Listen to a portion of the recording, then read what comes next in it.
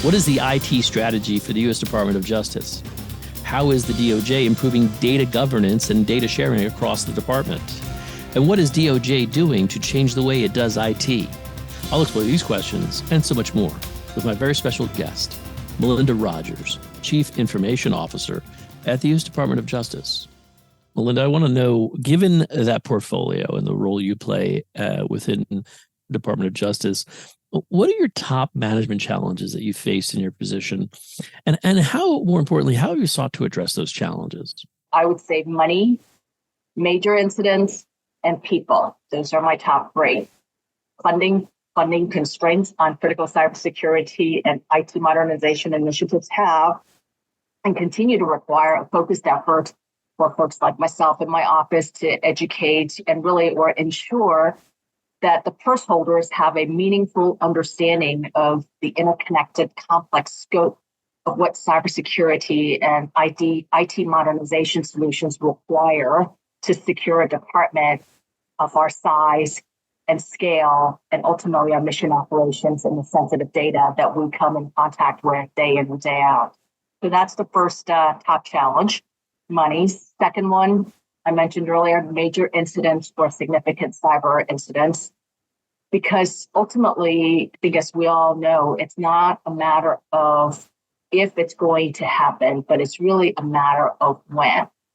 This is a management challenge in that when it happens, the immediate incident response, mitigation, recovery, as well as the lessons learned after actions to address the root cause, all of that comes into play. But we need to have a good program in place, playbooks in place, so that we actually know how to invoke those playbooks, be able to respond effectively, quickly, isolate the adversary, and then go into the remediation and recovery phase. That is a full life cycle management initiative in and of itself. So major incidents is the second top management challenge, I would say. And then the third item I mentioned earlier is people, keeping strong talent with the Department of Justice. Our most valuable resource has always been and continues to be our human capital. Keeping our employees and talented contractors motivated, not distracted by our financial challenges, is a serious challenge of itself. But ultimately, it is the good people that we need to have in place to help drive the technology, drive the modernization, drive the innovation, and drive the cybersecurity controls that we need to have in place. In terms of how I go about addressing these, I think a couple of thoughts that come to mind. Clear communications. I think it's important for each team member to really understand how they contribute to the organization's overall success. And if there are course corrections that's needed, constructive feedback and mentoring to foster success is imperative to make sure that we have a good, healthy organization that's always focused on continuous improvement. I would say also taking the time to share kudos, communicating how each team member's work and effort is seen, acknowledged, and most importantly, appreciated. I think a lot of times we get so focused and heads down on solving the problem or addressing the task at hand that it's easy to forget to take that step back and recognizing the people and the hard work and the dedication that they put into solving a particular problem or leading a particular initiative. And at the end of the day, we're all humans. We all just want to be seen, recognized, and appreciated for leaning in and doing the work that's necessary to make the department successful. I'd like to switch gears and get really into it around your strategic vision for IT at Justice.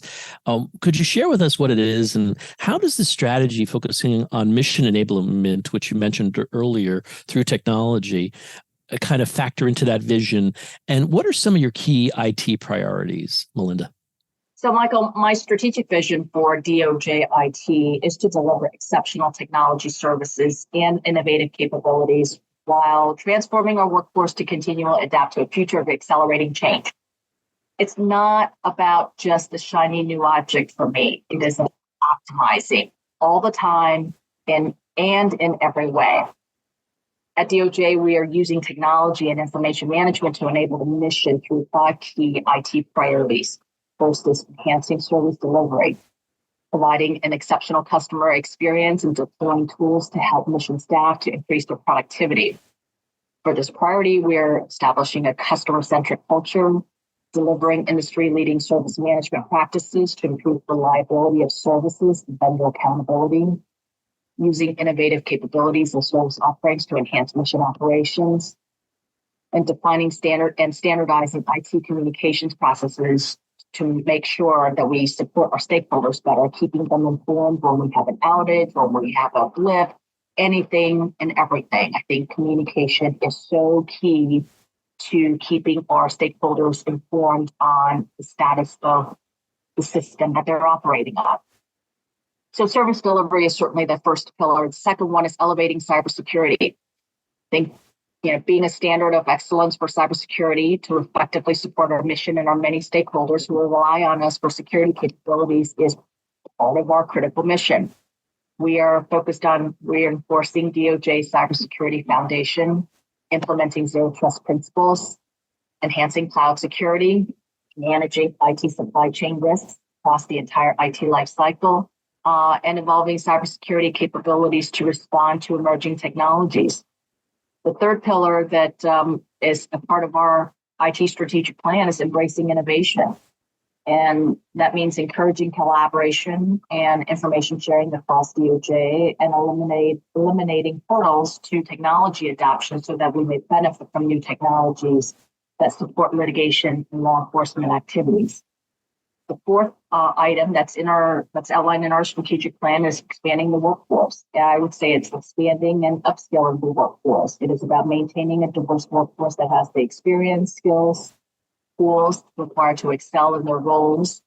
We want to continuously enhance our recruitment and retention strategies to meet staffing demands. And ultimately, we have the obligation to upskill our workforce to help everybody keep pace with the transformative impacts of technologies.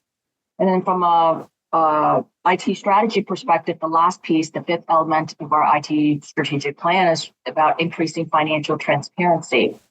Spending on information technology is enormous today. I think you'll find that in every single organization. Nobody expected it to be so ubiquitous and such a big part of what we do.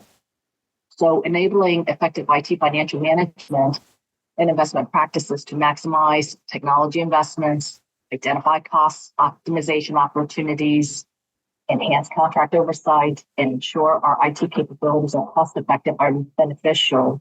All of these are critical elements of ultimately our IT strategic package. Melinda, would you tell us more about the department's IT and digital transformation strategy? What is DOJ's approach to using cloud, and how is it modernizing its records and information management program?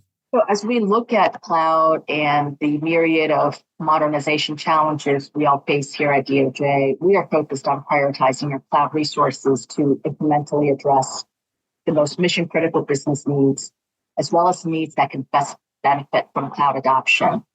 Part of our strategy is to reduce the bars to adoption by providing a clear path to the cloud through the use of enterprise license agreements for cloud solutions and platforms, which have the most utility across multiple use cases throughout the department.